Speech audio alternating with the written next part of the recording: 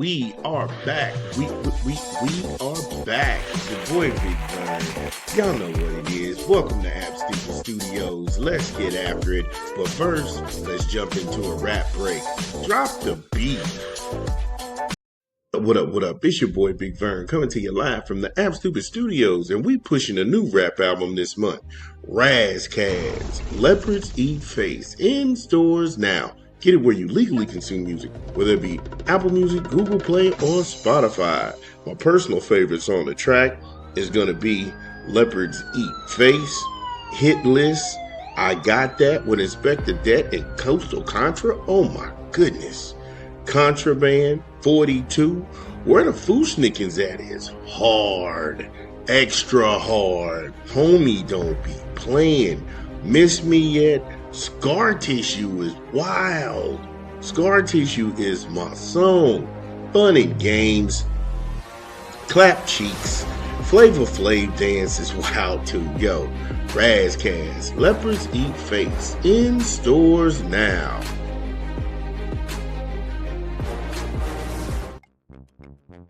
Shout out to Razzcazz doing this thing. Make sure you go ahead and get the project. We thought it was dope. Leopards Eat Face. Also, hit the like and subscribe button. It's your boy Big Vern. We working hard on a Friday morning. 15 original shows a week. Who's doing that? We talk about what they want because they can't, because it's us. Is Jeremiyah Love the best player in this year's NFL draft? I know a lot of people look at some of his combine numbers and it's kind of mixed reviews and everything, but what if I told you the NFL combine has little to do with your career? The national sports media prostitutes at ESPN and Fox Sports 1, they harp on stupid shit like OTAs and NFL combine numbers. They use these voluntary and free to the public events to shape the narrative either for or against a player. But do these numbers really matter? Certain players turn the combine down to protect their draft stock, and others, they go out to the combine just to stand around and watch. Listen up closely. The numbers don't really matter. The numbers don't really matter. I liken it to Dave Chappelle in one of his stand-up comedy specials on Netflix where he was talking about people on Twitter or whatever, and they had all of this stuff to say about him, and he was like, Twitter's not a real place. Which is brilliant because a lot of people can't distinguish between noise and news. So yeah, that's that thing. I really don't do social media myself anyway. But the numbers really don't matter. The numbers really don't matter. Here are players who had the worst combine numbers. Tom Brady. Bet they didn't tell you this. Tom Brady had the worst numbers for a QB who ran a 5.2 in the 40-yard dash.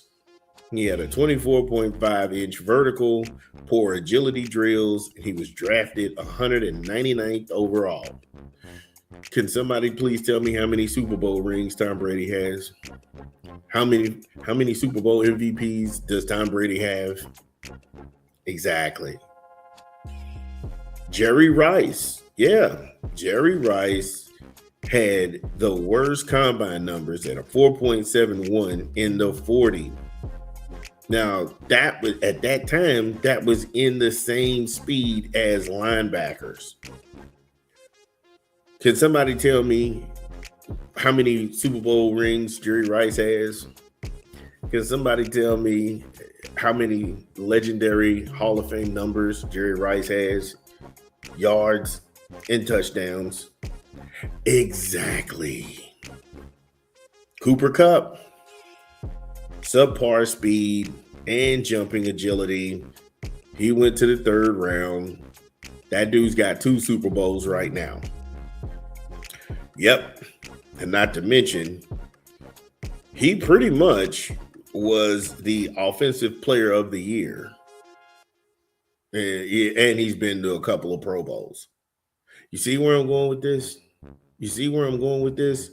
Again, this is something we talk about that they can't because they don't know how to. You have to be objective about this stuff. Anquan Bolden, wide receiver in 03.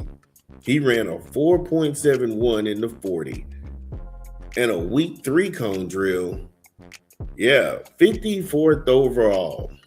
That guy responded that year with the Rookie of the Year. He made 3 Pro Bowls. He's got him a Super Bowl chip to his credit and 13,779 yards in his NFL career.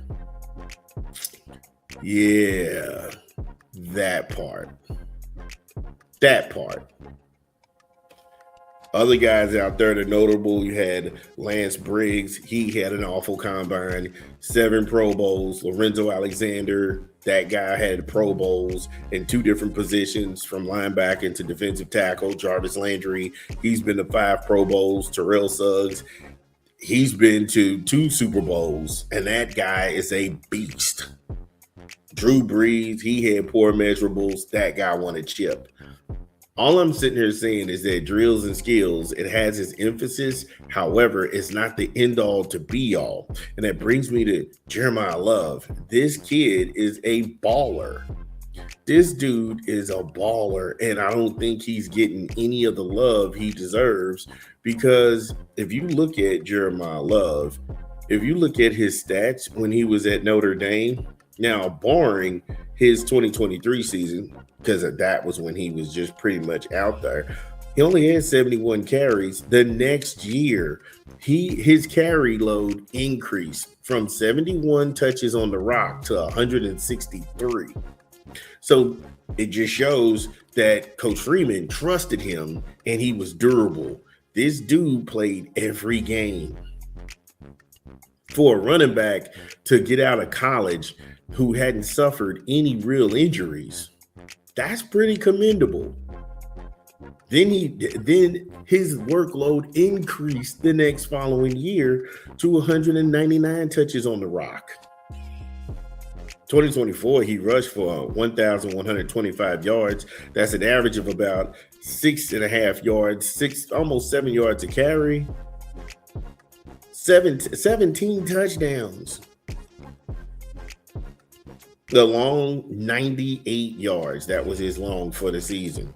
Then he followed that up in his 2025 season, 1,372 yards, almost 7 yards a carry, 18 touchdowns, and 94 yards was his long.